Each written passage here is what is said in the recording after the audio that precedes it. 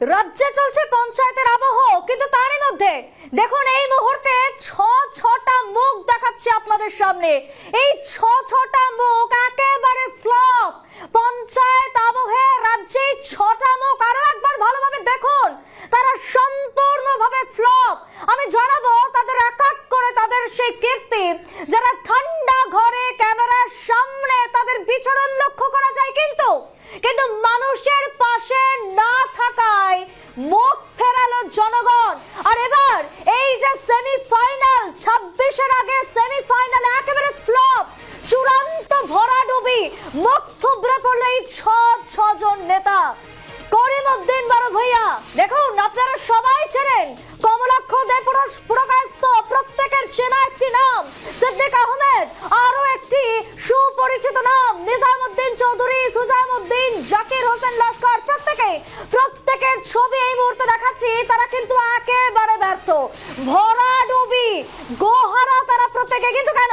আমি চলে যাব নিউজ রুমে, এবার তাদের প্রত্যেকের জানবো। তবে তার আগে জানিয়ে রাখবো আরো একবার, যখন যেমন তখন তেমন, একেবারে ফ্লপের 3 মূর্তি। হাইলাকান্দির 3 অকর্মণ্য বিধায়ক, ফ্লপের 3 মূর্তি। আলগাপুরের খাতায় খুলতে পারলেন না অকর্মণ্য নিজামউদ্দিন, ব্যর্থতার রেকর্ড গড়লেন হাইলাকান্দির জাকির হোসেন লস্কর, একেবারে ব্যর্থতার রেকর্ড। জনতার রায়ে মুখ থুবড়ে পড়লেন কাচলি ছড়ার সুজামউদ্দিন। ফ্লপ ফ্লপ ফ্লপ, একেবারে ফ্লপের যে 3 মূর্তি, হাইলাকান্দির 3 অকর্মণ্য নিজের কেন্দ্রেই। অন্যদিকে ফ্লপ 1, নিজের কেন্দ্রেই সাজু একেবারে নিরুদ্দেশ। করিমউদ্দিন বড় ভূঁইয়া অস্তিত্বহীন সোনাই কেন্দ্রে ফ্লপ আরো একজন। জেলা পরিষদ কংগ্রেসের 3 নির্দল 1, একেবারে ফ্লপ। ফ্লপ নাম্বার 1 দেখুন, ফ্লপ নাম্বার 1 সাজু, তিনি একেবারে নিরুদ্দেশ নিজের কেন্দ্রে। ফ্লপ নাম্বার 1 সাজু, অর্থাৎ করিমউদ্দিন বড় ভূঁইয়া অস্তিত্বহীন সোনাইতে। জেলা পরিষদ সেখানে যে আসন, কংগ্রেস 3 নির্দল 1। আমি সরাসরি চলে যাবো নিউজ রুমে। স্বর্ণালী রয়েছে আমাদের সঙ্গে। স্বর্ণালী, আমরা ফ্লপ 1 কে দেখাচ্ছি এবং দেখছি তার একেবারে চূড়ান্ত ব্যর্থতা, ভরাডুবি। এই ফ্লপ 1 এর কাণ্ডকীর্তি যদি একটু বলো, কেন তাদের থেকে মুখ ফিরিয়ে নিল জনগণ? একেবারে সুপ্রীতি, তুমি যেমনটা বলছিলে এবং দর্শকদের জানি রাখি, 6টার সুনামিতে এই মুহূর্তে যারা দেখছেন নিউজ লাইভ বাংলা, আজ যেহেতু অসমে আমরা জানি যে পঞ্চায়েত নির্বাচনের ভোট গণনা চলছে। গতকাল অর্থাৎ আমরা দেখেছি রবিবার সকাল 8টা থেকেই শুরু হয়ে গিয়েছে ভোট গণনা, প্রথম পর্ব, দ্বিতীয় পর্ব এবং এখন শেষ পর্যায়ের ভোট গণনা চলছে। এবং তার রেজাল্ট, তার তথ্য আমাদের হাতে, তার তথ্য নিউজ লাইভ বাংলার হাতে। এবং এই তথ্য, এই পরিসংখ্যান আমরা বিবেচনা করি, আর এই বিবেচনার পরই যে খবর উঠে আসছে, ফ্লপ নাম্বার 1, এই যে আমরা নাম দিয়েছি, এই নাম আমরা দিচ্ছি না, এই নাম সেখানকার যারা এলাকার জনগণ তারাই এই নাম দিচ্ছেন। কেন? এই যে বিধায়ক, এই যে মন্ত্রী, তাদেরকে কিন্তু দেখা মেলে না।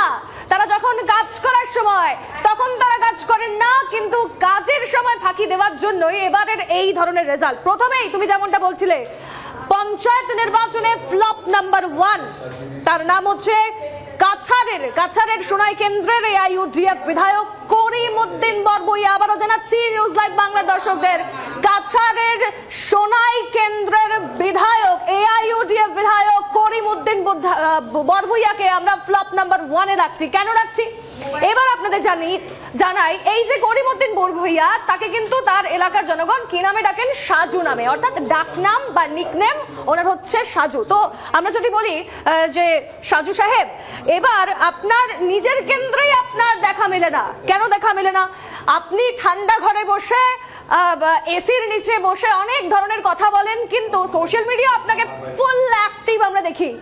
বারবার দেখা যায় আপনি টিভি ফেস করতে বা স্ক্রিন ফেস করতে অনেকটাই পছন্দ করেন, অনেক ভালোবাসেন। আপনি আসেন বিভিন্ন টিভি চ্যানেলসে, আসেন, আপনি প্যানেলিস্ট হিসেবে বসেন, অনেক ধরনের বড় বড় কথা বলেন আপনি, কিন্তু আপনার কেন্দ্রে, সোনাইয়ের কেন্দ্রের বিধায়ক, আপনি AIUDF এর বিধায়ক, কিন্তু বারবার আপনার এলাকার জনগণের অনেক অভিযোগ রয়েছে। তার মানে এই যে ফ্লপ 1, তিনি নিজের ঢাক পেটাতেই ব্যস্ত, কিন্তু জনগণ তার থেকে মুখ ফিরিয়ে প্রমাণ করে দিল যে তিনি কতটা ব্যর্থ। ফ্লপ নাম্বার 2, এবার আমরা ফ্লপ নাম্বার 2 এর কথা শুনবো। তার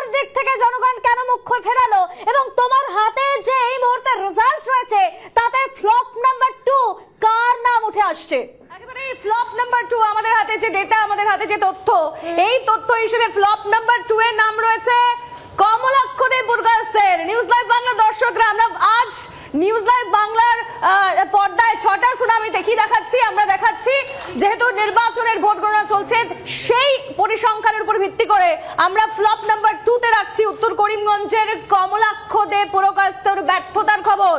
তিনি তাকে কিন্তু খুঁজে পাওয়া যায় না, তিনিও একই রকম, এবং তাকে আমরা ফলি মাছের সঙ্গে কম্পেয়ার করছি, তুলনা করছি, কারণ তিনি একজন এমন বিধায়ক যে তিনি একবার মন ইচ্ছে হলে কংগ্রেসে চলে যাচ্ছেন, একবার ইচ্ছে হলে বিজেপিতে চলে যাচ্ছেন, এবং তার কেন্দ্রের যারা অন্যান্য এমএলএ বিধায়করা রয়েছেন তারাও কিন্তু ঠিক একই, তাকে ওইভাবেই অনুসরণ করছেন। অর্থাৎ তিনি একবার ঢাকের এই পিঠেও বাড়ি দিচ্ছেন, ঢাকের ও পিঠেও বাড়ি দিচ্ছেন, এবং তার জন্যই সুপার ফ্লপ নাম্বার 2 তে আমরা রাখছি উত্তর করিমগঞ্জের কমলাক্ষ দে পুরকায়স্থকে।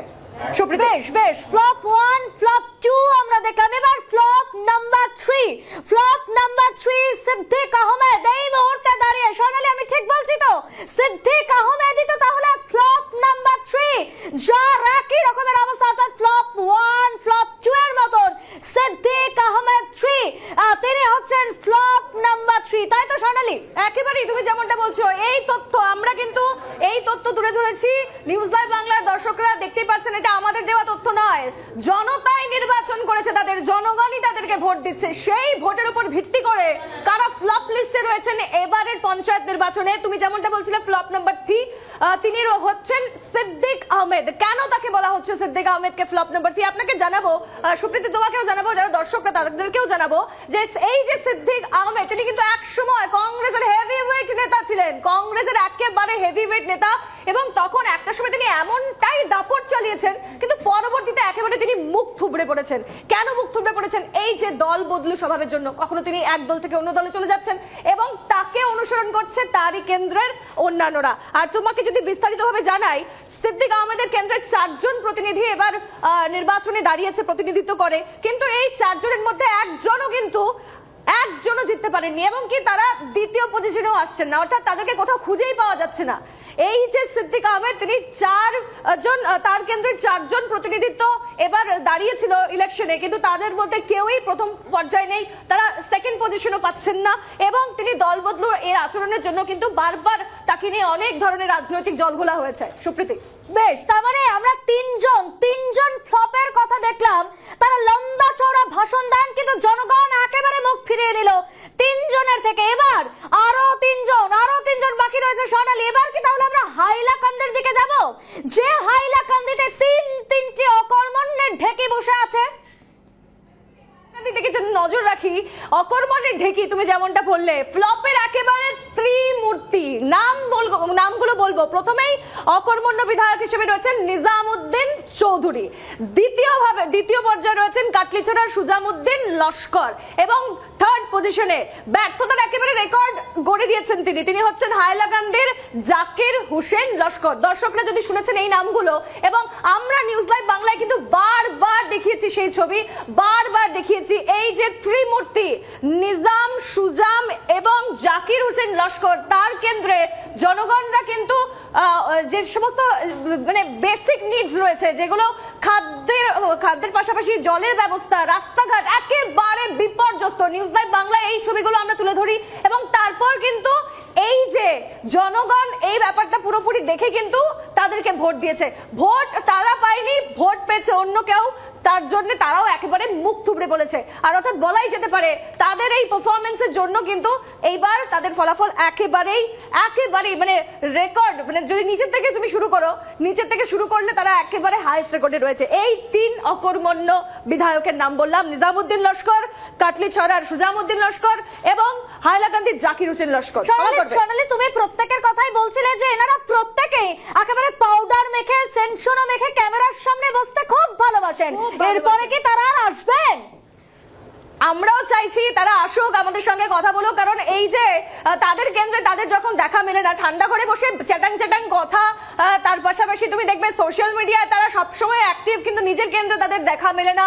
কখনো কেউ একজন কংগ্রেস থেকে বিজেপিতে চলে যাচ্ছেন, বিজেপি থেকে কংগ্রেসে চলে আসছেন, মাছের মতো নিজেদের জায়গা করে নিচ্ছেন, কেউ আবার কখনো ঢাকের এই পিঠে বাড়ি দিচ্ছেন, ঢাকের ও পিঠে বাড়ি দিচ্ছেন, কেউ একেবারে একসময় কংগ্রেসের হেভিওয়েট নেতা সেই নাম নিয়ে নিজেদের সময় কাটাচ্ছেন, কিন্তু তার কেন্দ্রে কেন্দ্রের একই পরিচয়, আর তারই চিত্রস্বরূপ, তারই ফলস্বরূপ তাদের জনগণ তারাও কিন্তু ভোট দেয়নি। আর একটা বিষয় আমরা তুলে ধরেছিলাম কয়েকদিন আগে, নিজামুদ্দিন লস্কর, সুজামুদ্দিন লস্কর, তারই কেন্দ্রে দেখা গেছে ভোট নির্বাচনের প্রাক্কালে যখন প্রচার চলে তারা কিন্তু টাকার বিলি করছেন, টাকা ছড়াছড়ি আমরা দেখেছি। তার কেন্দ্রের মানুষজনকে ভোট কিনছে টাকা দিয়ে, কিন্তু মানুষ তাদের আর বিশ্বাস করছে না। তারা টাকা ঠিকই নিয়েছে, এবার কিন্তু মানুষও তাদেরকে বিশ্বাসঘাতকতা করলো এবং তারা এবার একেবারে রেজাল্টের থেকে তা একেবারে স্পষ্ট যে তারা একেবারে হাইয়েস্ট ভাবে তারা রেকর্ড করে তুলেছে নিচে থেকে। যদি তুমি দেখো, ধন্যবাদ সোনালী তোমায়। অর্থাৎ একেবারে সুবিধাবাদী 6 নেতাকে দেখালাম, যে 6 জন ল্যাজ গুটিয়ে পালাচ্ছে এবার পঞ্চায়েতের ভরাডুবি হওয়ার পর। ফ্লপ, একেবারে ফ্লপের বন্যা বয়ে দিল 6 জন মুখ পঞ্চায়েতে ভরাডুবি সুবিধাবাদী 6 নেতার।